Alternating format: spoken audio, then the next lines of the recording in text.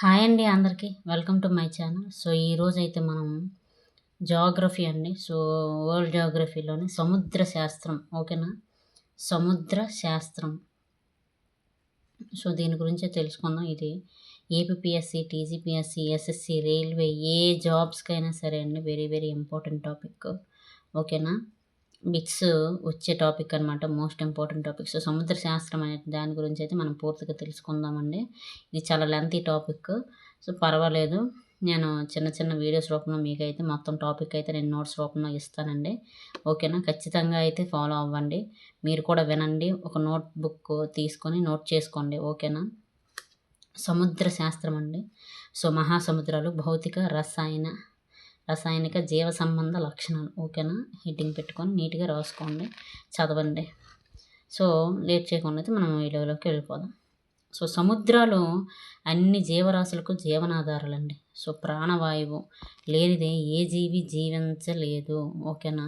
అట్టి ప్రాణవాయువు ప్రపంచ వాతావరణంలోకి 25% వరకు సముద్రంలోనే అల్గే వర్గానికి చెందిన ఫైటోప్లవకము అనే నిమ్న జాతికి చెందిన వృక్షజాతి మూలంగా లభిస్తుందండి. Very very very very important ఓకేనా. ప్రపంచ వాతావరణంలోకి 25% వరకు సముద్రంలోని అల్గే వర్గానికి చెందిన ఫైటోప్లవకము అనే నిమ్న జాతికి చెందిన వృక్షజాతి మూలంగా లభిస్తుందంట, గుర్తుపెట్టుకోండి. అలాగే సముద్రాలలో చేపలతో పాటు మాంగనీషు, కోబాల్టు, నిక్కులు వంటి లోహాలండి, గుర్తుపెట్టుకోండి లోహాలు. అలాగే మరియు శక్తి వనరైన చమురు అండి, చమురు కూడా సముద్ర భూతలంలో మనకు లభ్యమవుతుందన్నమాట, గుర్తుపెట్టుకోండి. నెక్స్ట్ పాయింట్, ఈ ప్రపంచంలో అధిక భాగం సముద్రాలచే ఆక్రమించబడి ఉంది. సముద్రం అనగా అసలు సముద్రం అంటే ఏంటి? సముద్రం అనగా ఖండముల లోపలి భాగంలోని దేశముల తీరమును ఆనుకొని తక్కువ వైశాల్యంతో గాఢమైన లోతుతో ఉన్న జలభాగములను సముద్రము అంటారు. Very very important. మహాసముద్రం అనగా ఏంటి? ఖండముల వెలుపలి భాగంలో అధిక విస్తీర్ణం లోతుతో విస్తరించి ఉన్న జలభాగములను మహాసముద్రాలు అంటారు. వెరీ వెరీ ఇంపార్టెంట్, గుర్తుపెట్టుకోండి. అలాగే నెక్స్ట్ పాయింట్, భూ ఉపరితలాన్ని కప్పి ఉన్న మొత్తం 70.8% జలభాగంలో 97% ఉప్పు నీటి స్వభావం కలిగి జీవులకు వినియోగర్హం కాని రీతిలో ఉండగా మిగిలిన 3% స్వచ్ఛమైన నీటిలో 2% ఆర్కిటిక్, అంటార్కిటికా ప్రాంతాల్లో ఘనస్థితిలో ఉండిపోయిందండి మంచు రూపంలో. మిగిలిన 1% స్వచ్ఛమైన నీరు మాత్రమే మన జీవులకు ఉపయోగపడుతుంది, గుర్తుపెట్టుకోండి. నెక్స్ట్, భూ ఉపరితలాన్ని కప్పి ఉన్న మొత్తం జలభాగాన్ని 4 మహాసముద్రాలుగా విభజించడం అయితే జరిగిందండి. సో 5వ మహాసముద్రంగా పిలువబడే అంటార్కిటికా లేదా దక్షిణ మహాసముద్రం అనేది ఒక భౌగోళిక ఊహ మాత్రమే ఓకేనా. సో మహాసముద్రాలు, వాటి ప్రత్యేకతల గురించి అయితే ఇప్పుడు తెలుసుకుందామండి, ఈ 5 మహాసముద్రాల గురించి ఓకేనా. వెరీ వెరీ ఇంపార్టెంట్, నోట్ చేసుకోండి.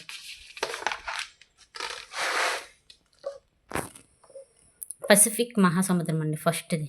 పసిఫిక్ మహాసముద్రం very very very very very very important ఓకేనా. నోట్ చేసుకోండి, నోట్బుక్లో రాసుకోండి, వినండి, రాయండి, చదవండి, గుర్తుంటుంది మీరు ఏ ఎగ్జామ్కి ప్రిపేర్ అయినా సరే. సో పసిఫిక్ మహాసముద్రాలలో అతి పెద్దది మరియు అతి లోతైనదండి. దీని ప్రత్యేకత ఏంటి? మహాసముద్రాలలో అతి పెద్దది మరియు అతి లోతైనది. నెక్స్ట్, దీనినే ప్రశాంత మహాసముద్రము అని పిలుస్తారు. ఇది త్రిభుజాకారంలో ఉంటుందండి, వెరీ ఇంపార్టెంట్. పసిఫిక్ మహాసముద్రం ఏ ఆకారంలో ఉంటుందని అడిగితే త్రిభుజాకారంలో ఉంటుంది, గుర్తుపెట్టుకోండి, వెరీ ఇంపార్టెంట్ పాయింట్. నెక్స్ట్, దీనికి తూర్పున ఉత్తర అమెరికా, దక్షిణ అమెరికా దేశాల సరిహద్దుల వెంబడి విస్తరించి ఉందన్నమాట. పశ్చిమాన ఆస్ట్రేలియా, ఆసియా ఖండాలకు సరిహద్దుగా ఉంది. నెక్స్ట్, దీన్ని రింగ్ ఆఫ్ ఫైర్ అని పిలుస్తారనమాట. ఏమంటారో very very very very very important, దీన్ని రింగ్ ఆఫ్ ఫైర్ అని పిలుస్తారు. నెక్స్ట్, ప్రపంచంలోనే అత్యంత లోతైన మెరియానా ట్రెంచ్ అండి ఫిలిప్పైన్స్ దీవుల సమీపంలో పసిఫిక్ మహాసముద్రంలో ఉందండి. ప్రపంచంలోనే అత్యంత లోతైన మెరియానా ట్రెంచ్ ఫిలిప్పైన్స్ దీవుల సమీపంలో పశ్చిమ పసిఫిక్ మహాసముద్రంలో ఉంది. Very important. ప్రపంచంలోనే అత్యంత లోతైంది మెరీనా ట్రెంచ్. నెక్స్ట్ పాయింట్, దీనిలో దాదాపు 20,000 వరకు జీవులు ఉన్నాయటండి. నెక్స్ట్, ఈ సముద్రపు కండ తీరపు అంచుపైన జపాను, ఫిలిప్పైన్స్, ఇండోనేషియా దేశాలు ఉన్నాయి. Very very important. ఎక్కడ? ఈ పసిఫిక్ సముద్రపు కండ తీరపు అంచుపైన అంట జపాను, ఫిలిప్పైన్స్, ఇండోనేషియా దేశాలట ఉన్నాయంట. నెక్స్ట్, ఇది దక్షిణ అర్ధగోళం నుండి ఉత్తర అర్ధగోళంలోకి విస్తరించి బేరింగ్ జలసంధి వద్ద అంతమవుతుంది. Very important. బేరింగ్ జలసంధి వద్ద ఇది అంతమవుతుంది. ఇది ప్రపంచ విస్తీర్ణంలో ఇది 1/3 వంతు ఆక్రమించి ఉంది. దీని సరాసరి లోతు 5,000 మీటర్లు. నెక్స్ట్, ఈ మహాసముద్రం అత్యధిక సంఖ్యలో జీవులను కలిగి ఉంది. అబైసల్ మైదానం ఎక్కువ వెడల్పు గల మహాసముద్రం. అబైసల్ మైదానం అనేది ఎక్కువ వెడల్పు గల మహాసముద్రం ఏది అని అడిగితే పసిఫిక్ మహాసముద్రం అండి. తర్వాత ట్రెంచ్ లేదా కందకాలు లేదా ఎక్కువగా గల మహాసముద్రం. ట్రెంచ్లు కందకాలు ఎక్కువగా గల మహాసముద్రం ఏదంటే పసిఫిక్ మహాసముద్రం. నెక్స్ట్ సముద్రం అండి అట్లాంటిక్ మహాసముద్రం గురించి అయితే తెలుసుకుందాం. సో వెరీ వెరీ ఇంపార్టెంట్ అండి ఇవన్నీ. సో అట్లాంటిక్ అనేది ఎస్ ఆకారంలో ఉంటుంది. ఏ ఆకారంలో ఉంటుంది? ఎస్ ఆకారంలో ఉంటుంది.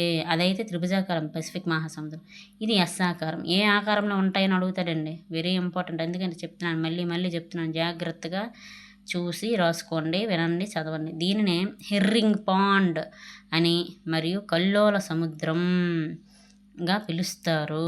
ఎస్ ఆకారంలో ఉంటుంది. దీన్ని హెర్రింగ్ పాండ్ మరియు కల్లోల సముద్రం అని పిలుస్తారు. నెక్స్ట్, రెండవ అతిపెద్ద మహాసముద్రం ఏది అని అడిగితే అట్లాంటిక్ మహాసముద్రం. గుర్తుపెట్టుకోండి. దీనికి తూర్పున ఐరోపా, ఆఫ్రికా, పశ్చిమాన ఉత్తర అమెరికా, దక్షిణ అమెరికా ఖండాలకు సరిహద్దుగా ఇదైతే ఉందండి. నెక్స్ట్, రిడ్జ్లు అనే భూస్వరూపాలు ఎక్కువగా గల మహాసముద్రం ఏది అని అడిగితే అట్లాంటిక్ మహాసముద్రం.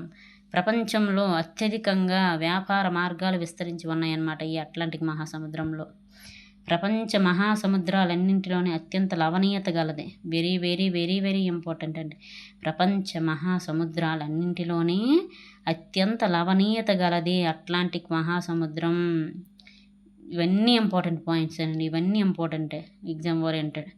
అత్యంత పొడవైన తీరరేఖ గల సముద్రం అట్లాంటిక్ మహాసముద్రం. సో అతి పొడవైన తీరరేఖ గల దేశం ఏది అని అడిగితే కెనడా అండి. Very important. అలాగే అతి తక్కువ పొడవ తీరరేఖ గల దేశం ఏదంటే మొనాకో అండి. 4 kilometre. Very very important, note చేసుకోండి. అలాగే నెక్స్ట్ పాయింట్, అతి వెడల్పైన కండ తీరపు అంచగల సముద్రం. Very very very important. Atlantic మహాసముద్రం.